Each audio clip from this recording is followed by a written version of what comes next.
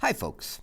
In this lesson, we're going to look at indefinite integrals involving exponentials and logs. So I guess some things to just mention here are that the indefinite integral of 1 over x is ln of absolute value of x plus c, okay, because we knew the antiderivative was just ln x, or ln absolute value of x. The indefinite integral of e to the x is the easiest one. And then there are some non-calculus properties that we probably should remember. E to the ln k just means that you're both raising and then taking the log of something with the same base. So it really gets you back where you started. You're doing inverse operations. Also, ln of e to the k. This one's a little easier because you know your power rule. You could turn that into k ln e, or just k. So those are some algebraic properties. Knowing those, let's take a look over here. The indefinite integral of e to the 5x plus 1. So, e to the 5x, I'm going to guess that its integral is e to the 5x. And maybe I'm right, maybe I'm wrong. And the indefinite integral of 1 is just x. And now I'm going to check. I'm going to check by differentiating this. And so that's e to the glob, or e to the 5x. So with the chain rule, I'd have times 5 plus 1. Oh no! What I would end up with is 5e to the 5x. That's too big by a factor of 5. So all I need to do to fix that is put a 1/5 in front. It's like our arch nemesis here is the chain rule, and we're going to do whatever we can to fight back whenever it sort of rears its head. All right, the next one looks really annoying because actually we haven't dealt with this question. What is the indefinite integral of ln x? And that's really beyond the scope of what's in the Math AASL curriculum. But here I can use my log laws.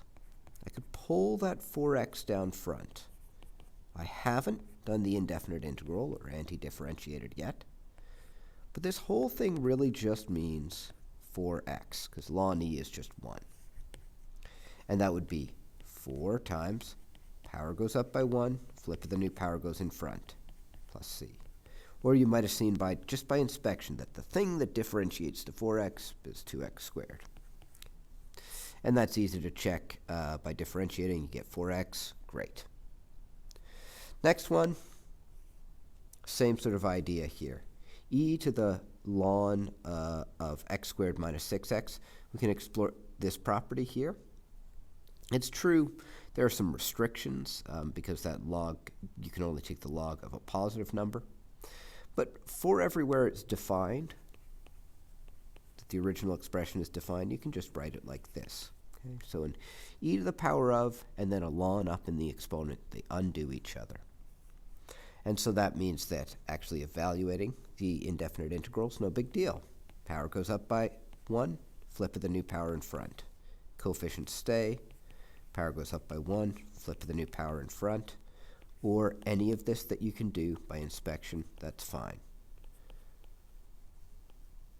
I have to be honest, I did not use a whole lot of these rules when anti-differentiating. When I was first learning this stuff, I just like to think about where would this have come from. So the next one is sort of annoying. It does look, though, like this over here. So 1 over 3x. And the trick is to write it as 1/3 times 1 over x. And when you anti-differentiate 1/3, stays 1/3 because it's a coefficient. And 1 over x turns into ln of the absolute value of x. Now, some people will try and do this. They'll go, it's 1/3 x to the minus 1. And then they'll have the power go up by 1, so it's 0. And put the flip of 0 in front. Oh dear. You can see the problem, right? We've got undefined here. So if you try that, you'll probably realize why it doesn't work, and then go back and look for something else. Now that's a little bit different from what's going on in E. So if you only have a power of 1, x to the 1 on the bottom, then you're going to be looking at ln when you anti-differentiate or find the indefinite integral. Here, though, this is like 1/3 times 1 over x squared. Or you could think of it here, it's actually helpful to think of this as 1/3 x to the minus 2. Because as long as we don't have the power of -1, when you antidifferentiate, all you do is power goes up by 1. Okay? The flip of the new power goes in front, so the flip of -1 is just -1. And then we get -1/3 x to the minus 1 plus c. And this one, I mean, I think I would check all of these, right? So when I do this, I'll get -x to the minus 2, or I'll get positive 1/3 x to the minus 2. Yeah, that's where I started. Okay. In this one over here, if I check, I'll get 1/3 times original on the bottom, derivative on the top. Yeah, I'll get 1 over 3x. And I can check the other ones as well. In terms of practice, we can look at page 439, numbers 1 to 10. I hope this has been helpful. Good luck with the material, folks, and take care.